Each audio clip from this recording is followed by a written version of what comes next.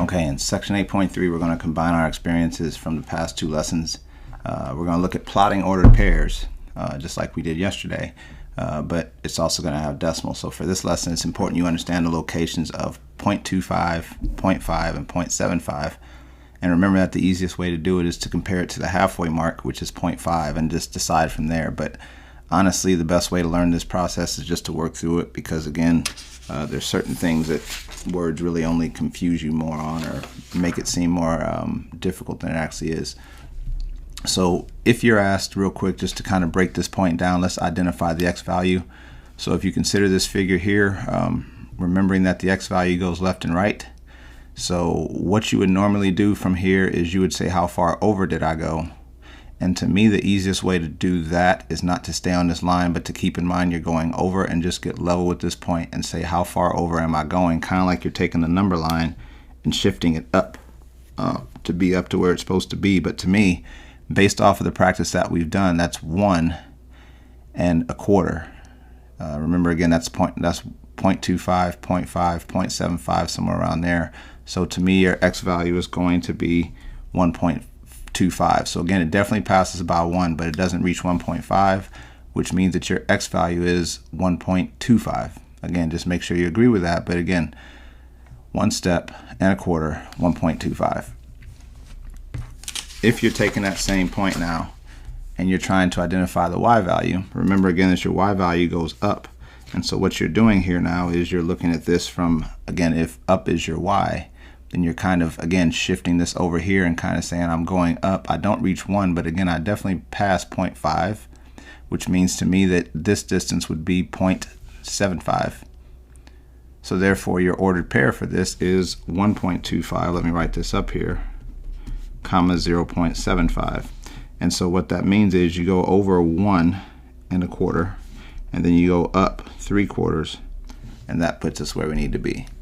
So again, the tough thing about this is going to be just making sure that you are patient enough to go the way that you're supposed to go to figure it out. So again, if you're looking at another point and we want to find the x value, again, x goes left and right. So the easiest way to do it, I mean, if you want to do it from here and say how far over you're going, that works. But to me, since I know I'm going across, I'm going to just pretty much go across straight to the point, recognizing that I took 2 full steps, and then what's that, about 0.75. So to me, your x value would be 2.75. Again, make sure you can think about that, and if you're in class and you need to kind of get an explanation, let me know. If you're not in class, email me. Let me know whatever it is you need to understand. That's 2.75. So again, a full step 1, a full step 2, you crossed half, and you're going to the 3/4 range, which is 2.75. On that same point, if you're trying to find the y value, to me, again, you could go up, but again, you could just kind of go straight up to the point and say I'm taking 1 step, and to me, that looks like I'm going about halfway up, because again, this point seems to be halfway between these two lines. So to me, it would be 1.5. And so if you're asked to do the ordered pair, it would be 2.75, comma 1.5. And so that's what you are going to do on your work today. And again, it's going to take for you to kind of be patient, but again, you need to make sure you speak up if you disagree with the final answer, or let me know if you disagree with the final answer. That's really, again, the only way to get past your basic level mistakes. The rest of the errors will be fixed during your MathXL practice. So on question A, again, x goes sideways. If you're not good at starting here and saying how far I went over, just go up here and say how far is it from here to here. And to me, that looks like 0.25, because I did not go a full quarter, or even I didn't even go a full half mark over, comma, how far up did I go? Well, that's 1, and that again looks like 0.25. I think that's what I'm looking for. So again, I went 0.25 over, I went 1.25 up. That to me would be the ordered pair that I'm looking for. On B, over, again, I can go here, and again, as you get better, you can say 1, 2, and to me it looks like you're going about a half, or again, you can kind of go 1, 2, and again, it looks to me like it's halfway between these two marks. So that would be 2.5 for my x, because again, x goes over And again, your hint for that is that there's an X here, there's your X axis. And for your Y, you would go up 1, 2, and again, it looks like about a half, so 2.5 also for your Y would be your point. So again, if there's anything going on you disagree with, you need to communicate with me so I can try to help you out.